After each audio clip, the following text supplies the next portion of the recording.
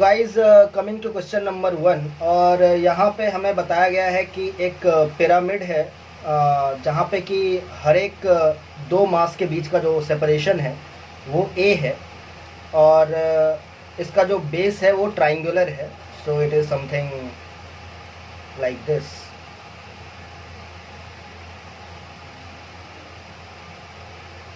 और बोला गया है कि इसका साइड लेंथ चेंज करके ए से 2a करना है। ऐसा करने के लिए जो ग्रेविटेशनल फोर्स है उसका वर्क डन कितना हो जाएगा, तो ये हमारा क्वेश्चन है।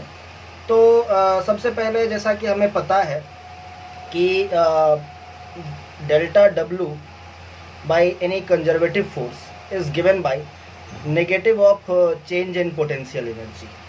और जहाँ तक बात है पोटेंशियल एनर्जी की, तो हमारे पास बेसिकली 4 मासेज हैं और हर एक मास इक्वल है m, और हर एक के बीच का जो सेपरेशन है वो भी a ही है। All lengths are a। तो यहाँ पे हमें इस पूरे सिस्टम की टोटल पोटेंशियल एनर्जी इनिशियली और फाइनली दोनों केस में लिखना है। तो u इनिशियल हम लोग कहेंगे।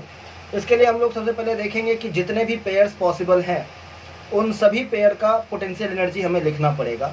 तो हमारे पास टोटल 4 मासेज हैं और उससे कितने पेयर्स बन सकते हैं, इसके लिए हम लोग बोलेंगे 4c2 and that will be equal to 6। यानी कि हमारे पास टोटल 6 पेयर बनेंगे और हर एक पेयर इनफैक्ट आइडेंटिकल है, जिसमें पेयर में इंडिविजुअल मासेज m और m है हर एक पेयर के लिए, और सेपरेशन जो है वो a है। In that way we can say कि हमारा पोटेंशियल एनर्जी हो जाएगा total 6 into minus G M into M, that is m square by a। Similarly हम लोग फाइनल पोटेंशियल एनर्जी भी यहाँ पर बता सकते हैं। बस ये एक्सप्रेशन सेम ही रहेगा, जस्ट एक चेंज हमें करना है कि a के जगह 2a कर देंगे। So it is minus G M square by 2a। और हमें work done by the conservative force यानी कि ग्रेविटेशन का वर्क डन बताना है। That will be equal to minus delta U, that is minus of U final minus U initial. So माइनस रखते हैं यहाँ पे, u फाइनल अपने पास ये क्वांटिटी है, that is minus 6 G M square by 2a minus again minus 6 G M square by a। So अभी हम लोग यहाँ पे माइनस को रखते हैं और यहाँ से जैसा कि हम देख सकते हैं 6 G M square by a common आ रहा है। So let us take 6 G M square by a as common. यहाँ पे माइनस का साइन और 2 बच गया, तो माइनस 1/2 माइनस माइनस प्लस, और 6 G M square by a हम लोग कॉमन ले चुके हैं, so plus 1। So it is minus 6 G M square by a, और 1 माइनस हाफ जो है वो हाफ आ गया, सो इंटू हाफ कर दिया हमने। So delta W by the gravity that is equal to minus 3 gm square by a। ये अपना आंसर आ गया। So students coming to question number 2, और इसमें हमें एक uniform rod of mass m and length 12 दिया है और इसके एक एंड से l डिस्टेंस पे एक पॉइंट मास m दिया हुआ है। और हमसे पूछा गया है कि इन दोनों के बीच जो ग्रेविटेशनल अट्रैक्शन का फोर्स होगा वो कितना होगा। तो इसको कैलकुलेट करने के लिए हम लोग ये करते हैं कि इस एंड से x डिस्टेंस पे यहाँ हम एक स्मॉल एलिमेंट dx कंसिडर कर रहे हैं, इसका थिकनेस dx हमने माना है। तो सबसे पहले हम लोग इस dx लेंथ का जो मास है वो कैलकुलेट करना चाहेंगे। सो dm, तो हमारे रॉड का जो मास पर यूनिट लेंथ है वो m/2l आ जाएगा, और हमारे एलिमेंट का जो लेंथ है वो हमने dx माना है, सो m/2l इंटू dx आ गया। अभी हम लोग बात करें पॉइंट मास से इस एलिमेंट के बीच के सेपरेशन की, तो यहाँ तक ये l है और यहाँ से यहाँ तक ये x है, तो ये l प्लस x सेपरेशन हो जाएगा एलिमेंट और पॉइंट मास के बीच का। तो हमारा जो force between the element and point mass होगा उसके लिए हम लोग बोल रहे हैं जी m1 के जगह पे मैं dm लिख रहा हूँ, और m2 अपना पॉइंट मास है, so g m1 m2 by distance that is l plus X whole square, ये यूज कर रहे हैं। एंड ऑब्वियस सी बात है, अगर मुझे नेट फोर्स चाहिए तो मुझे इसी एक्सप्रेशन को इंटीग्रेट करना पड़ेगा, क्योंकि कहीं पे भी मैं एलिमेंट लूँ वो एलिमेंट जो है that will be attracted towards the point mass, so the direction of each and every force on each and every element is same. तो हम लोग इसको सिंपली इंटीग्रेट करना चाहेंगे, so f will be equal to integral df। चलिए तो इसको आगे हम लोग परफॉर्म कर रहे हैं, तो g को हम लोग ऐसे ही बाहर निकाल सकते हैं। dm के जगह पे मैं लिख रहा हूँ m by 2l into D x. इसके बाद एक और m है तो मैं इसको स्क्वायर कर देता हूँ, divided by l plus X का होल स्क्वायर। तो हमारा जो कांस्टेंट टर्म्स है gm स्क्वायर बाई 2l, मैं इसको बाहर निकाल लेता हूँ। And I have got integration of dx by l plus X whole square. और हमारा जो लिमिट रहेगा, यहाँ पे x इक्वल टू 0 है और यहाँ पे x इक्वल टू 2l है, तो 0 से 2l हमारा टोटल इंटीग्रेशन परफॉर्म करना पड़ेगा। सो लेट अस से gm स्क्वायर बाई 2l, और यहाँ पे जो हमारा इंटीग्रेशन हो जाएगा वो हो जाएगा -1 बाई l प्लस एक्स, और हमारा जो लिमिट है वो 0 से 2l आ जाएगा।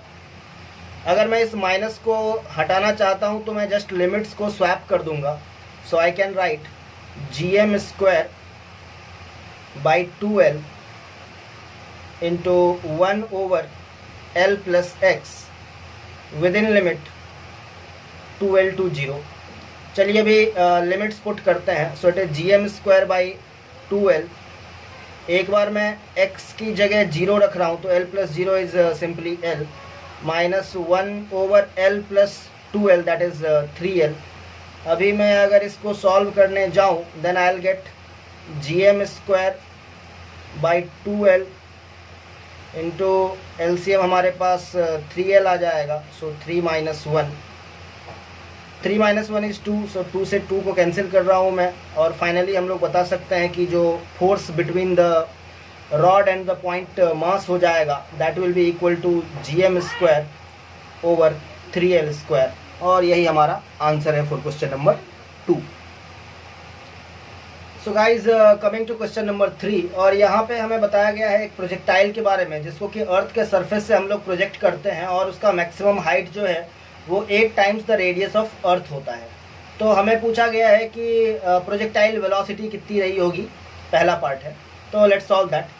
तो हम लोग पार्ट ए के लिए इसको सॉल्व कर रहे हैं, और हम लोग कंजर्वेशन ऑफ एनर्जी यूज करेंगे। सो let us use conservation of mechanical energy. तो जब ये अर्थ के सरफेस पे होगा तो इसके पास पोटेंशियल एनर्जी भी होगी और काइनेटिक एनर्जी भी होगी। दोनों के लिए मैं एक्सप्रेशन लिख रहा हूँ। पहले मैं पोटेंशियल एनर्जी के लिए लिखता हूँ, तो minus g mass of the object m, mass of the earth me, divided by distance from the centre of the earth. चूँकि ये अर्थ के सरफेस पे है then it will be re, that is radius of the earth, plus यहाँ पे इसके पास kinetic energy भी होगी। सिंस स्पीड ऑफ प्रोजेक्टाइल मैंने v0 माना है तो it will become half m v0 square. And finally जब ये अपने मैक्सिमम हाइट पे पहुंच जाएगा तो इसके पास जो पोटेंशियल एनर्जी हो जाएगी that will be equal to minus g mass of the object into mass of the earth divided by the distance from the centre of the earth. तो ये re हो गया सरफेस तक का डिस्टेंस, और 8 re हो गया मैक्सिमम हाइट, तो 8 प्लस 1 दैट इज 9 re, ये हो गया distance of the object from the centre of the अर्थ। और इस मोमेंट पे जो काइनेटिक एनर्जी होगी वो 0 होगी, चूंकि ये मैक्सिमम हाइट है तो यहाँ पे आकर के जो अपना ऑब्जेक्ट है वो रुक जाएगा। तो सबसे पहले तो हम लोग इस m को कैंसिल कर लेते हैं। अभी फाइनली हम लोग यहाँ से लिख सकते हैं कि v0 square by 2 is equal to, अभी ये वाला टर्म अगर RHS में जाएगा तो पॉजिटिव हो जाएगा, so I will write GME over RE minus GME over 9RE। इसको सॉल्व कर लेते हैं and I am going to get something 8 by 9 into G into mass of earth by radius of earth. यहाँ से अपने पास जो वी नॉट की वैल्यू है that is coming as 16/9 into GME/RE का स्क्वायर रूट। 16 का 4 हो गया, 9 का 3 हो गया, सो 4/3 स्क्वायर रूट ऑफ GME/RE। तो ये अपने पास जो वेलोसिटी ऑफ प्रोजेक्टाइल है वो वैल्यू अपने पास आ चुकी है। इसके बाद पार्ट बी में हमसे पूछा गया है कि at the half of the maximum height इसका स्पीड कितना रहा होगा। तो इसके लिए हम लोग again conservation of mechanical energy use करेंगे और हम लोग यहाँ से बोलेंगे कि हमारा जो इनिशियल काइनेटिक एनर्जी था वो तो हाफ mv0 था और इनिशियली जो हमारा पोटेंशियल एनर्जी था वो -GMME/RE था।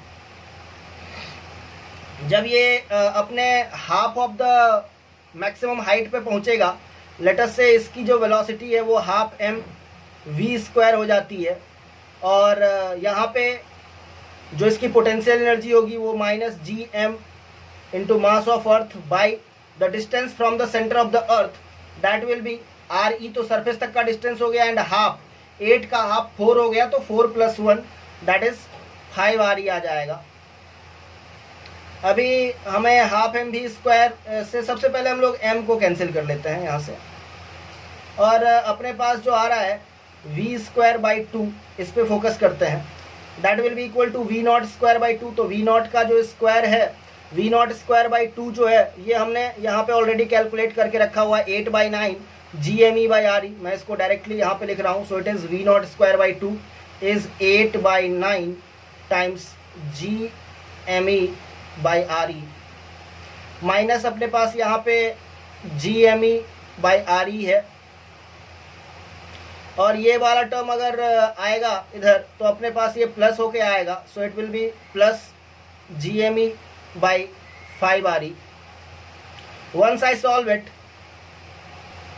and here we are going to get 4/45 into GME/RE।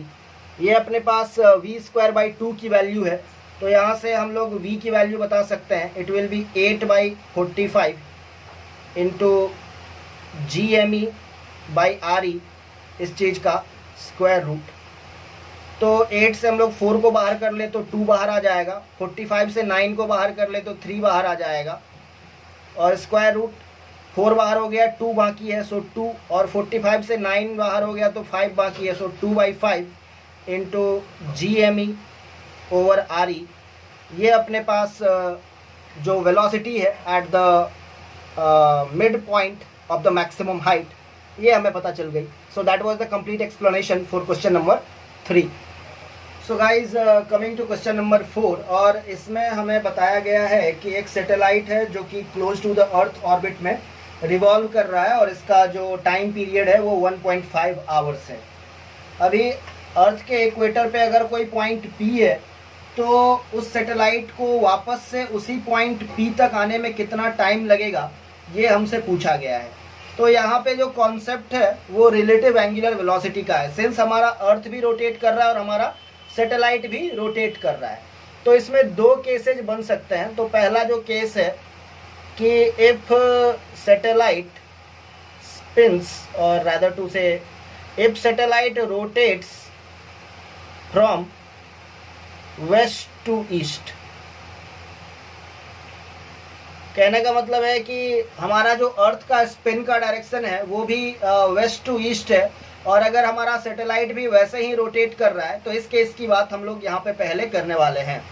तो इस केस में angular velocity of satellite with respect to earth जो हो जाएगा that will be equal to omega satellite minus omega earth हो जाएगा, क्योंकि दोनों का जो रोटेशन का डायरेक्शन है वो सेम है। ओमेगा सैटेलाइट के जगह पे हम लोग लिखेंगे 2π by time period of satellite minus omega earth के जगह पे लिखेंगे हम लोग 2π by time period of earth. Earth का टाइम पीरियड 24 आवर्स होता है ये हमें पता है, तो 2π को कॉमन ले लेते हैं and it is 1/t satellite minus 1/t अर्थ। और एक पॉइंट से स्टार्ट करके दोबारा उसी पॉइंट तक पहुंचने के लिए सैटेलाइट को टोटल 2 पाई रेडियन कवर करना पड़ेगा angular displacement with respect to earth. तो हम लोग यहाँ पे बोलेंगे required time t is equal to 2 pi by omega of satellite with respect to earth. तो इसको जरा हम लोग सॉल्व कर लें तो t will be equal to 2 pi omega satellite with respect to earth हमने यहाँ पे कैलकुलेट कर लिया है, so it will be 2 pi into 1 by time period of satellite minus 1 by time period of earth. 2 pi से 2 pi cancel हो गया and it is going to be t satellite t earth by t satellite और t earth minus t satellite. So will write t satellite 1.5 hour है, t earth 24 hours है, so 24 minus 1.5 और once we are going to solve it we'll get 1.6 hours. तो ये हमारा time required है P point से वापस P पॉइंट तक सैटेलाइट को आने में। और यहाँ पे अगर हम लोग केस 2 कंसिडर करते हैं और हम लोग ये बोलते हैं कि हमारा सैटेलाइट जो है वो अर्थ के रोटेशन के ऑपोजिट डायरेक्शन में रोटेट कर रहा है, यानी कि if satellite rotates from east to west, और इस केस में हमारा जो relative angular velocity of satellite with respect to earth होगा that will be equal to omega satellite plus omega earth. और यहाँ से ये बात क्लियर हो जाती है कि हम लोग जब टाइम रिक्वायर्ड निकालेंगे तो हमारे पास ये जो एक्सप्रेशन है इसमें T earth minus T satellite के जगह ये प्लस आ जाएगा। So I will simply write it the result from here TST by TE plus TS. So it is 24 into 1.5 by 24 plus 1.5. We are going to get 24 by 17 hours and that is the answer for question number 4. So guys, coming to question number 5, और यहाँ पे हमें बताया गया है एक satellite के बारे में जो कि अर्थ के किसी ऑर्बिट में रोटेट कर रहा है, और बताया गया है कि इनिशियली जो total energy of the satellite है वो -2 इंटू 10 के पावर 5 जूल है, और फाइनली इसको किसी नए ऑर्बिट में शिफ्ट किया जाना है ताकि इसकी पोटेंशियल एनर्जी जो है वो -2 इंटू 10 के पावर 5 जूल हो जाए। तो इसके लिए हमें कितना एनर्जी इम्पार्ट करना पड़ेगा इस सैटेलाइट पे, ये हमारा क्वेश्चन है। तो बेसिकली हमें टोटल एनर्जी का डिफरेंस निकालना पड़ेगा। तो इनिशियली तो हमें टोटल एनर्जी पता है, फाइनली टोटल एनर्जी क्या होगा ये देख लेते हैं। तो चलिए, टोटल एनर्जी जो होता है that is equal to half of the potential energy. तो अगर हम लोग फाइनली टोटल एनर्जी की बात करें that will be equal to half into -2 into 10 के पावर 5 जूल। तो यहाँ से हम लोग कह सकते हैं it is equal to -10 raise to the power 5 joule. ये टोटल एनर्जी आ गई, और एनर्जी का जो डिफरेंस आया है डेल्टा ई वो हम लोग निकाल सकते हैं final energy minus initial energy करके। तो it is -10 raise to the power 5 -2 into 10 raise to the power 5 joule. और अगर हम लोग इसको यहाँ पे कैलकुलेट करें तो यू कैन क्लियरली सी कि माइनस माइनस +2 हो गया और यहाँ पे 1 है, so it is 1 into 10 raise to the power 5 joule. इतनी एनर्जी हमें इम्पार्ट करनी पड़ेगी सो दैट हम लोग अपने ऑर्बिट को चेंज कर पाएंगे।